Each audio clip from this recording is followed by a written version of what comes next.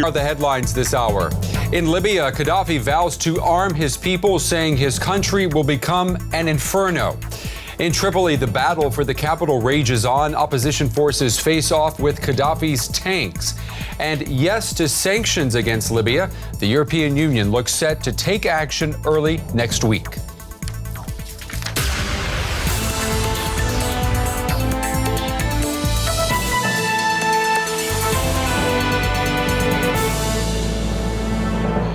More tough words from Muammar Gaddafi. Just moments ago, the Libyan leader told supporters in Tripoli's Green Square that we will die here on the soil of Libya. Huge parts of Libya are now out of Gaddafi's control, but he seems as determined as ever to fight. The veteran leader spoke from the old city ramparts overlooking Green Square, urging his supporters to fight for their dignity and for the country's oil reserves.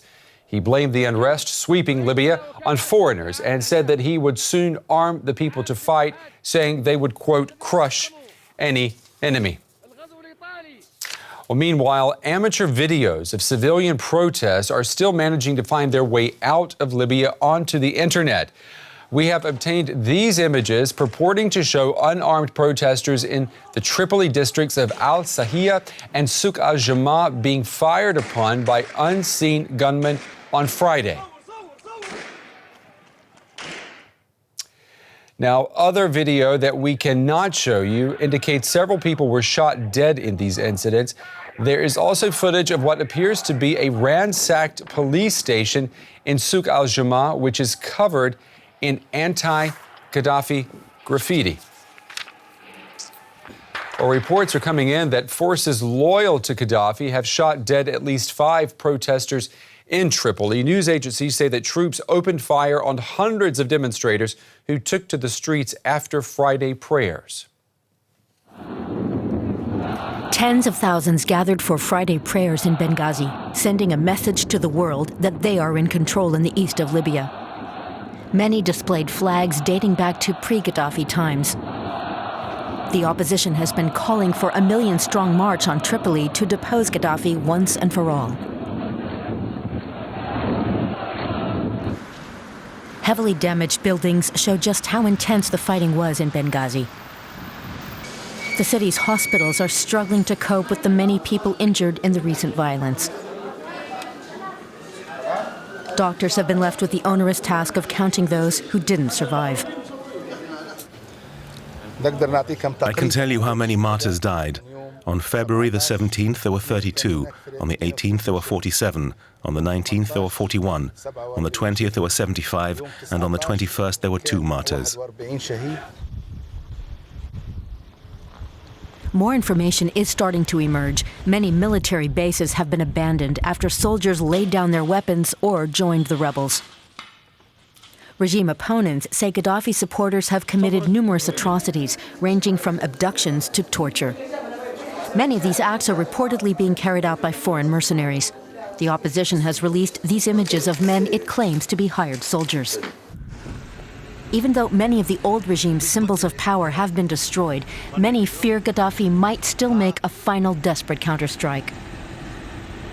All right, we want to go live now to our correspondent, Karim El-Gahari, who is in Tobruk in Libya. Can you hear me, Karim?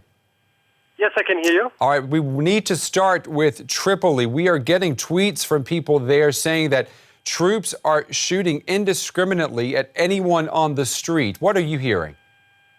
Yeah, that's what I'm hearing too, that it's horrible scenes in Tripoli, because there, of course, people tried to organize a bigger march after the Friday prayer, and that seems to be the answer. They're trying to crush it with any means right now and shooting with live ammunition at people, as it seems.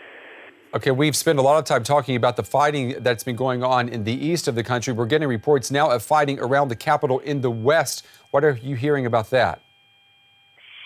Yeah, that is exactly what's happening, and I mean you can see how nervous Gaddafi is because he came out again and said he wants to.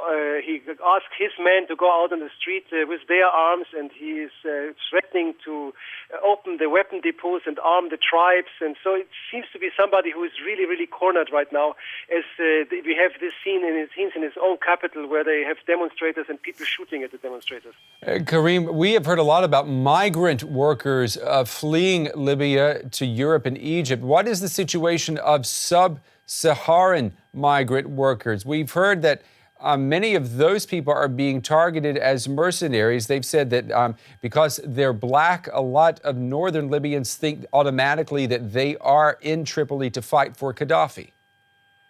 Well, this is one of the problems because Gaddafi indeed hired mercenaries from sub-Saharan Africa.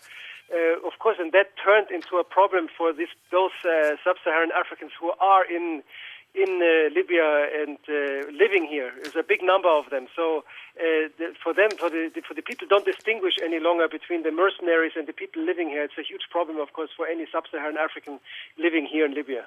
All right, we're going to have to wrap it up there.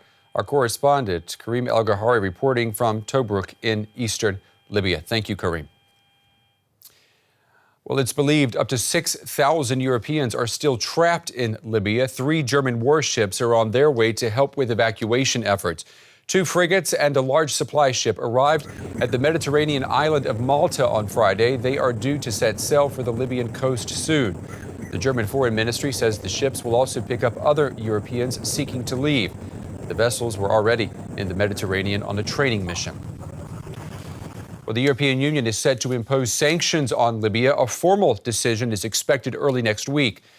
The German Foreign Minister Guido Westerwelle held talks about the sanctions with his Italian counterpart Franco Frattini earlier on Friday. The EU package is said to include a ban on the export of arms and other goods that can be used to harm civilians, as well as a travel ban and assets freeze for members of the Gaddafi family.